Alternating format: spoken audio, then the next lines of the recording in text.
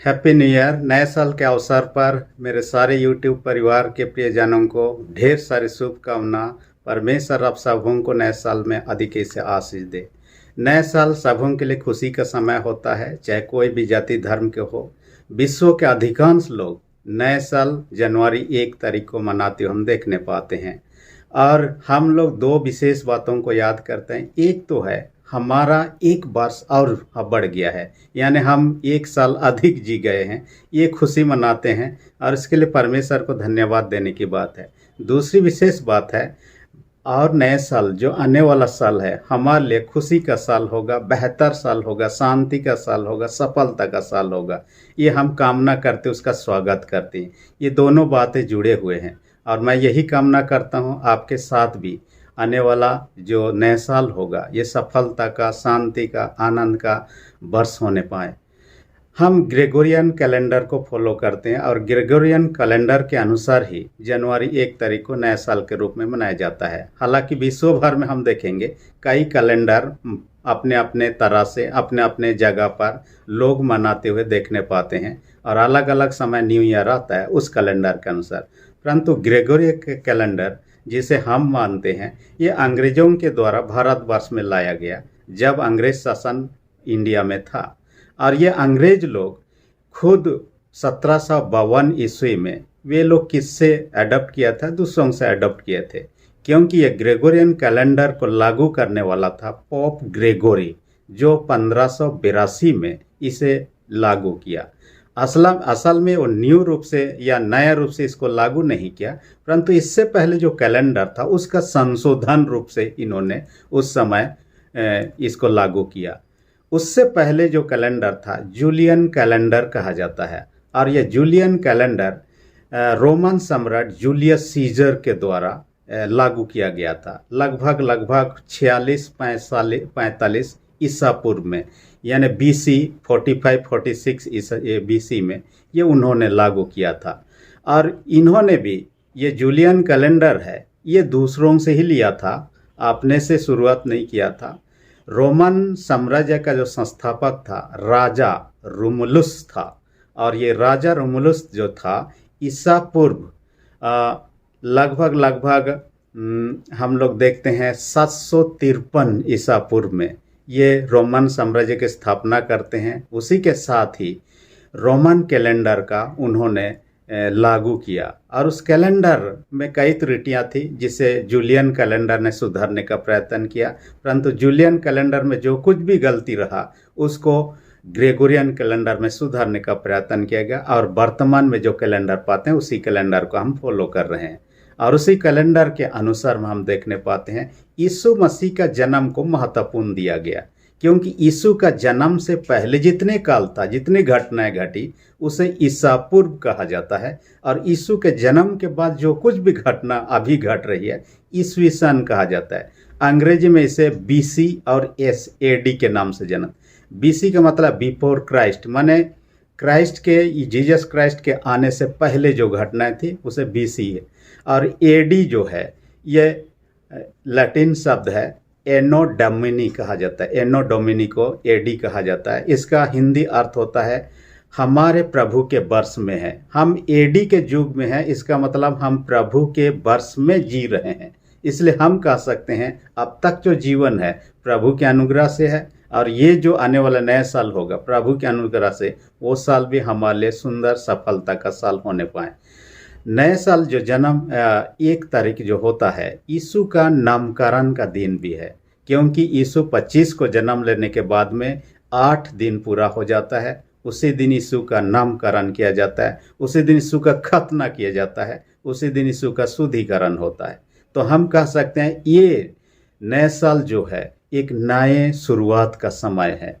और हम देखने पाते हैं यीशु मसीह इस दुनिया में आने का वजह क्या हुआ, क्योंकि मनुष्य ने पाप किया, पाप से बचने का उसको कोई उपाय नहीं रहा, इसलिए यीशु मसीह की इस दुनिया में जन्म लेकर आना पड़ा और जितने को इस पर विश्वास करते हैं वे लोग उद्धार प्राप्त करते हैं। आज का वचन जो रोमी 8 अध्याय 24 से 32 पद पर इसी उद्धार की बातों पर हम चर्चा करेंगे। मैंने शीर्षक रख दिया है रोमी 8 24 से 32 के अनुसार में परमेश्वर की उद्धार योजना। परमेश्वर की उद्धार जो गॉड्स सल्वेशन प्लान। और ये उद्धार क्या है, परमेश्वर की उद्धार योजना क्या है, हम सब को पता है। क्योंकि आदम हवा को बनाने के बाद आदम हवा पाप में गिर गए और उनको बचाने के लिए परमेश्वर ने योजना बनाया। उसी योजना के तहत यीशु मसीह को मनुष्य रूप धारण करके बैतलहम में जन्म लेकर आना पड़ा। और जो कोई यीशु पर विश्वास करते हैं वे लोग उस उद्धार में शामिल होते हैं। यूहन्ना 3:16 के अनुसार कहता है। यूहन्ना 5:24 में भी कहता है, जो वचनों को, बाइबल वचनों को सुनकर यीशु पर विश्वास करते ये नष्ट नहीं होंगे परंतु उद्धार प्राप्त करेंगे, ये लोग स्वर्ग में जगह पाएंगे। इस ऐसी बातों को हम देखने पाते हैं। और इस जीवन में जो उद्धार की बातें हैं उसका 3 स्टेप है।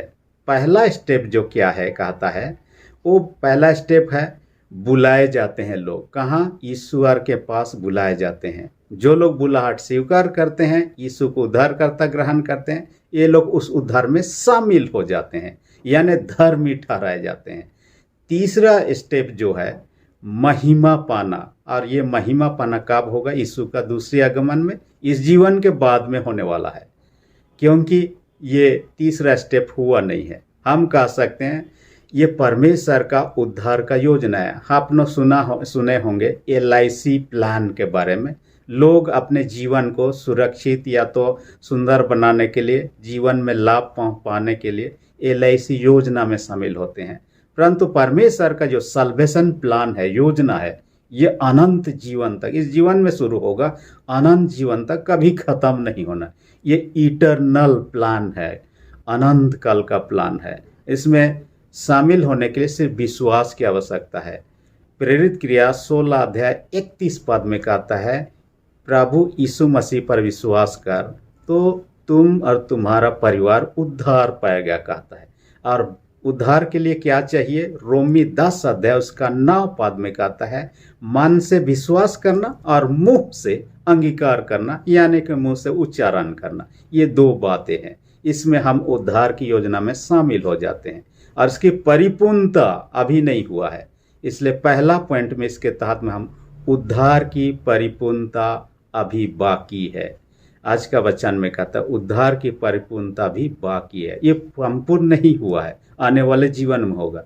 मैं बीते दिन में एक परमेश्वर के जन के बारे में पढ़ रहा था जिसका नाम ब्रैन मेल्विन, जो अमेरिका के टेक्सास शहर का।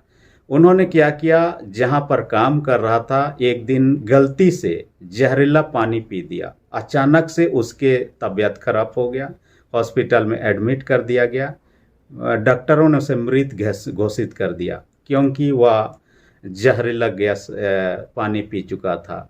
लेकिन उसकी आत्मा चला गया और कहाँ स्वर्ग को पहुंच चुका है। स्वर्ग में उसको दिखाया जा रहा है कि जगह कैसा है और बहुत सुंदर सुंदर जगहों को उन्होंने देखने पाया। उसके बाद में यीशु मसीह ने कहा नर्क का भी आप दर्शन कर लीजिए। उसको नर्क ले लिया गया और नर्क जाने के बाद में वहाँ अलग अलग सेल कोठरी बनाया गया। अलग अलग प्रकार का पाप करने वालों को अलग अलग तरीके से यातनाएं तड़ना दिया। वहाँ पर एक व्यक्ति को उन्होंने देखा जिसका नाम था हिटलर, जर्मनी का तनाशाह, नाजी शासक जो हम लोग जानते हैं। हिटलर को दुनिया के लोग जानते हैं, तनाशाह के लिए लाख लाख लोगों को मार डाला। आप जानते हैं कि यहूदी लोगों को कैसे मार डालता था। उन्होंने मरने के लिए एक रूम बना दिया था, गैस चैम्बर कहा जाता है। लोगों को कपड़ा खोलने के लिए कहा जाता, नहलाया जाता, उसके बाद में उस घर में घुसा दिया जाता और जहरीला गैस छोड़ दिया जाता था। लोग तड़प तड़प के 3 से 5 मिनट में ही मर जाते थे। ऐसे डेली डेली करता था और लाख लाख लोगों को मारता था। अंत में जब युद्ध में हारने लगा, सेकेंड वर्ल्ड वॉर में, अंत में वह खुद ही आत्महत्या कर लिया। वह व्यक्ति जो तनाशाह था, क्रूर था, वहाँ उसको सताया जा रहा है जैसा उन्होंने सताया था उन्होंने इन बातों को। लेकिन प्रभु ने इस व्यक्ति को, मेल्विन को क्या कहा, मैं तुझे दूसरा मौका दे रहा हूँ जीने का, और तुम कभी भी इस जगह आने के विषय सोचना नहीं, ना ही काम करना। दूसरों को भी कम से कम बताना कि इस जगह आने के बारे में उस तरह का जीवन व्यतीत न करें। इसलिए ब्रैन मेल्विन का कहना है, हम यदि उस जीवन में जो परिपूर्णता, उद्धार की परिपूर्णता के बाद में मिलने वाला है यीशु के माध्यम से। वहाँ जाना था प्रभु के साथ जुड़े रहना है, प्रभु के साथ बने, उसके उद्धार में शामिल रहना है। दूसरा पॉइंट जिस पर हम चर्चा करेंगे आज का वचन में कहता है पवित्र आत्मा हमारा सहायक है। यहाँ बाइबल कहता है कि हमारे अंदर दुर्बलता है और दुर्बलता में पवित्र आत्मा हमारी सहायता करता है। यहाँ दुर्बलता के लिए ग्रीक वर्ड लिया गया है एस्थेनिया, और एस्थेनिया शब्द का अर्थ होता है शारीरिक कम दुर्बलता, इसमें भावनात्मक दुर्बलता, आत्मिक दुर्बलता, तीनों बातें सम्मिलित है। और इसलिए मनुष्य कई सारे चीज में अपने आप को दुर्बल पाता है। हम अपने आप को ज्ञानी समझ सकते हैं लेकिन है नहीं ऐसा, ईश्वर के दृष्टिकोण में नहीं है। अपने दृष्टिकोण में अपने आप को ज्ञानी, ताकतवर और ये समझ सकते हैं, लेकिन ईश्वर के दृष्टिकोण में नहीं है। हम तो ईश्वर ने जो सृष्टि बनाई उसे सही रूप से समझ ही नहीं पाए हैं। देखिए हमारे सृष्टि में, देखिए हम जिस पृथ्वी में रहते हैं ये तो एक ग्रह है सूरज के चारों ओर घूमने वाला। ऐसे ही कितने सारे सूरज, हजारों हजार सूरज है जो कि हमारे गैलेक्सी के बाहर में है, और हमारे सौरमंडल से बाहर में और कई सौरमंडल है, और वैज्ञानिक लोग खोज में लगे हुए हैं। अभी अभी आपने सुना होगा जेम्स वेब टेलीस्कोप को भेजा गया, बीते साल का दिसंबर 25 को भेजा गया, 1 साल पूरा हो चुका है। ये इतने सारे तस्वीरों को दूर दूर तक का भेज रहा है, जहां तक हम कभी भी 10 बार या 100 बार भी जन्म लेंगे, फिर जन्म लेकर बूढ़े हो जाएंगे, मर जाएंगे, फिर भी उस जगह तक पहुंच नहीं पाएंगे, इतने दूर दूर तक में है। और हम उन सृष्टि को समझना तो बहुत दूर की बात है। वहाँ का तो छोड़िए, हम जिस पृथ्वी में रहते हैं वहाँ सृष्टि को समझ नहीं पाए हैं। वैज्ञानिकों का कहना, जिस समुद्र का हम चर्चा कर रहे हैं, जिसका 3 भाग पानी का हिस्सा है, 1 भाग सिर्फ जमीन है, उसका सिर्फ 5% को हम लोग जान पाए, बाकी 95% हमारे समझ से अब भी बाहर है। अच्छा छोड़िए, तो ईश्वर का सृष्टि हम खुद बनाया हुआ पिरामिड के बारे में जो मिस्र में है आप लोग सुने होंगे, और इसके बारे में कई बार पढ़े होंगे, इससे उससे सुने भी होंगे। पिरामिड के बारे में अब तक लोग ठीक से जान ही नहीं पाए किसने बनाया है और कब बनाया है, एग्जैक्टली डेट को कब था।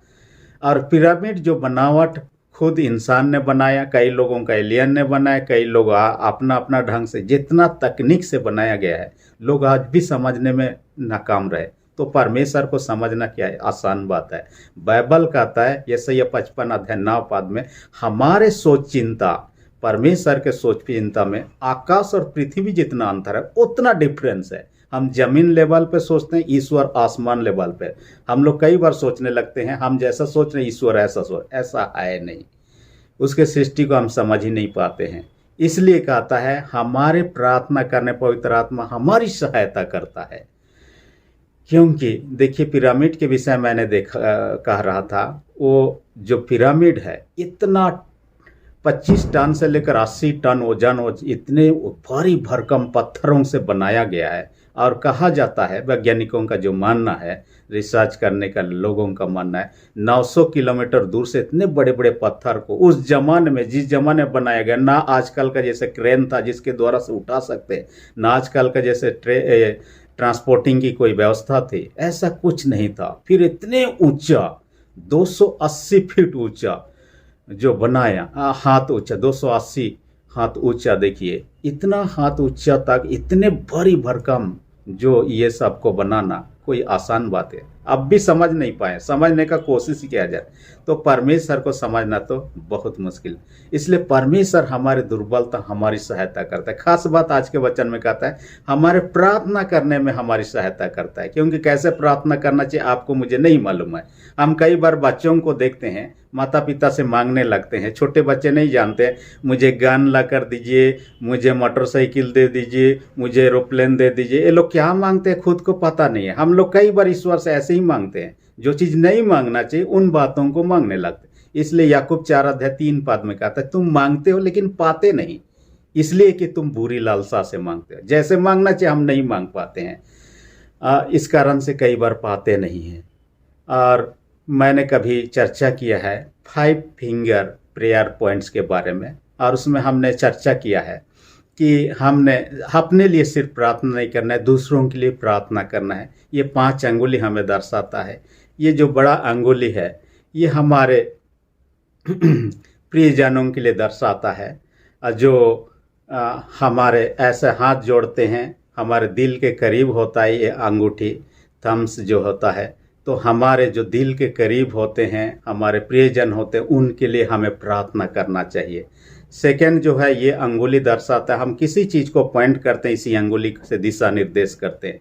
ये जो लोग शिक्षा देते हैं, दूसरों को अगुवाई करते हैं, चाहे शिक्षक हो, चाहे पुरोहित हो, चाहे कोई जो लोगों को अगुवाई करते हैं, उनके लिए हमें प्रार्थना करना चाहिए। तीसरी विशेष बात जो देते, जितना अंगुली है उसमें सबसे ऊंचा ये होता है, यानी हमारे कलीसिया में, देश में जो ऊंचे ऊंचे पद के लोग हैं, उनके लिए हमें प्रार्थना करना चाहिए। इस अंगुली से ये कहता है, जो लोग कम से कम कमजोर है, शोषित है, दुखित है, पीड़ित है, उन लोगों के लिए हमें प्रार्थना करना चाहिए कहता है। और ये छोटे अंगुली जो होता है, हम अपने लिए और अपने प्रियों के लिए और उन लोगों के लिए प्रार्थना करें जिनको हम शामिल नहीं कर पाए हैं इन 5 दूसरे अंगुलियों में। तो इस प्रकार से हम सिर्फ अपने लिए ना मांगे। पहला तीमुथियुस 2:1 में कहता है, राजा और अधिकारियों के लिए भी हम प्रार्थना करें, क्योंकि ये हमारे ऊपर में नियुक्त किए गए हैं कहता है।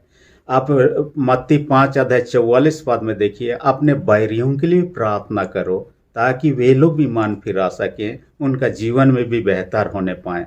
ऐसा कहता है, सबके लिए हमें प्रार्थना की आवश्यकता। हम कई बार सिर्फ अपने लिए मांगते हैं, दूसरों के लिए सोचते नहीं हैं। तो पवित्र आत्मा हमारी सहायता करता है कैसे प्रार्थना करना चाहिए। तीसरी विशेष बात जो हम चर्चा करेंगे, परमेश्वर हमारी ओर है। यहाँ क्वेश्चन है, यदि परमेश्वर हमारी ओर है तो हमारा विरोधी कौन हो सकता है। यहाँ 2 बातों को कहता है, यदि परमेश्वर हमारी ओर है तो हमारा विरोधी बहुत सारे हैं। हम लोग बीते दिन में चर्चा कर चुके हैं बाइबल के आधार पर, शैतान हमारा विरोधी है, जो हर एक विश्वासियों का विरोधी है। दुष्ट लोग हमारे विरोधी हो सकते हैं। तीसरा जो है, हमारा शारीरिक अभिलाषाएं हमारा विरोध हो सकते हैं।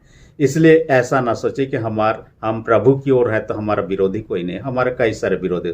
दूसरी विशेष बात क्या कहता है, जो प्रभु में हैं, प्रभु से प्रेम रखते हैं, उनके लिए सब बातें मिलकर भलाई ही को उत्पन्न करती है। देखिए, भलाई ही को उत्पन्न, जो हमारे प्रति बुरा किया जाता है तब भी भलाई ही उत्पन्न होगा। हम कई बार ऐसा सोच ही नहीं पाते हैं।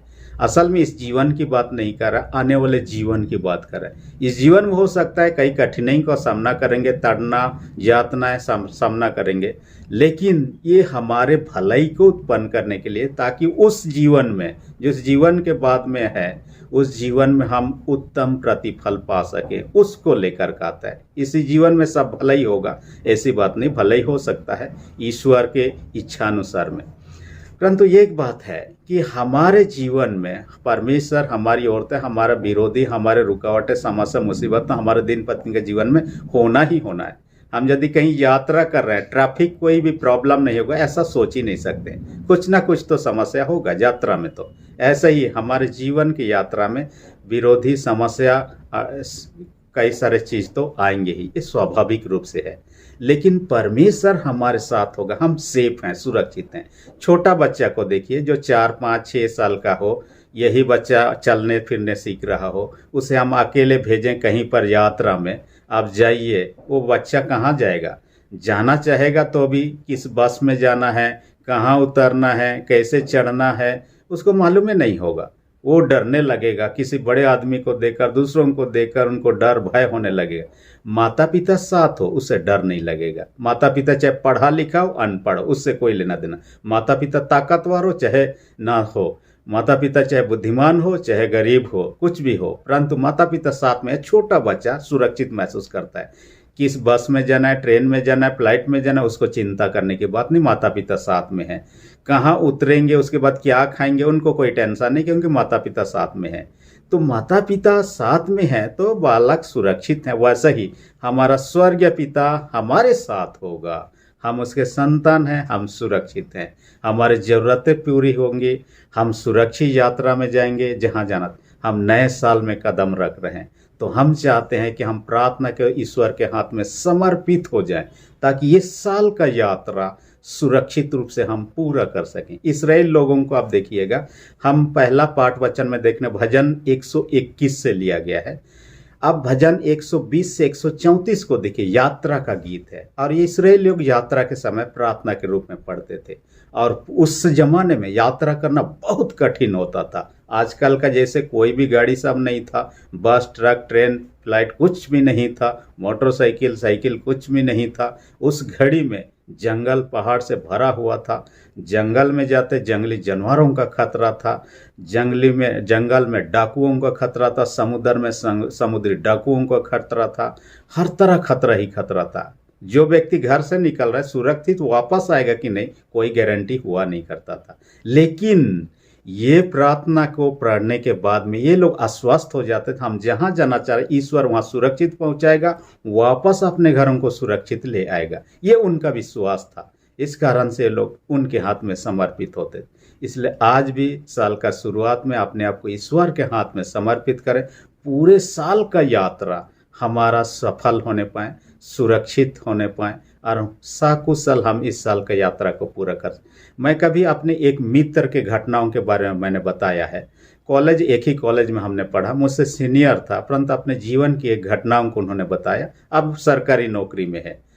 एक जगह पर गया हुआ था काम के सिलसिले में, अचानक से उसका पैसा खत्म हुआ, उससे वापस घर आना था, लेकिन उसके पास पैसा ही नहीं था। अब बस में चढ़ना था, सोचने लगा मैं वापस कैसे जाऊं। बस स्टेशन आने के बाद में उन्होंने सोचा कोई तो जान पहचान है जिससे हम मांग सकें। उसको भूख भी लग रहा था, क्या खाएं। बस स्टेशन से थोड़ा किनारे हट गया और उन्होंने प्रार्थना किया, प्रभु मुझे घर वापस जाना है, आप मेरे लिए उपाय कर दीजिए।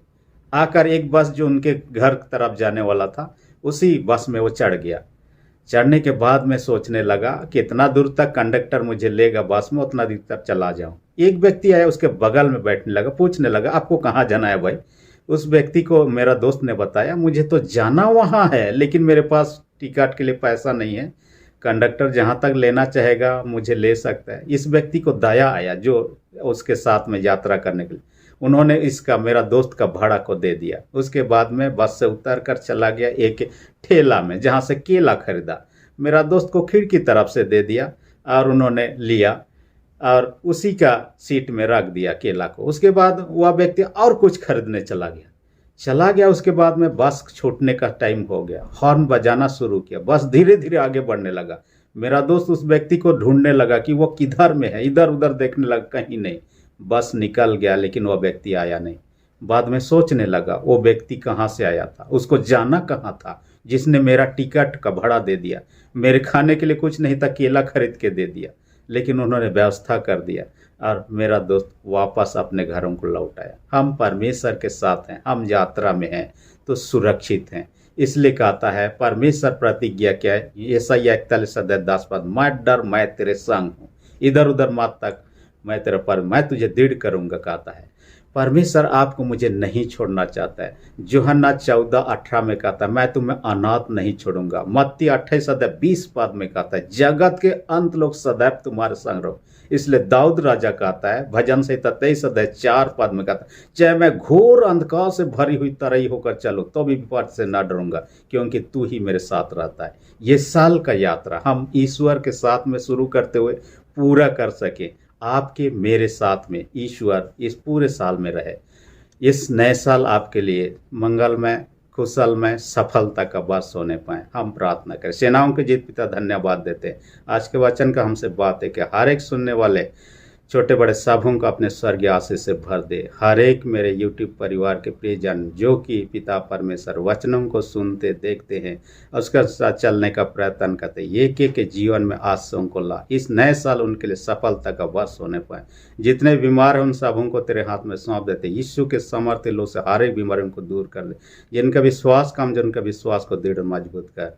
जो दयास्नम नहीं मांगा है समय के पूर्णता में दे। विनती यीशु के नाम से मांगते हैं, आमीन। यदि अब तक आपने मेरे चैनल को सब्सक्राइब नहीं किया, इसी घड़ी नीचे जो रेड बटन से प्रेस करके सब्सक्राइब कर दीजिए। उसके बाद में जो बेल आइकन निकले उसके प्रेस करके ऑल पर सेट कर दीजिए, ताकि आने वाले जितने वीडियो आएंगे उसका नोटिफिकेशन आपको समय पर मिल सके। धन्यवाद।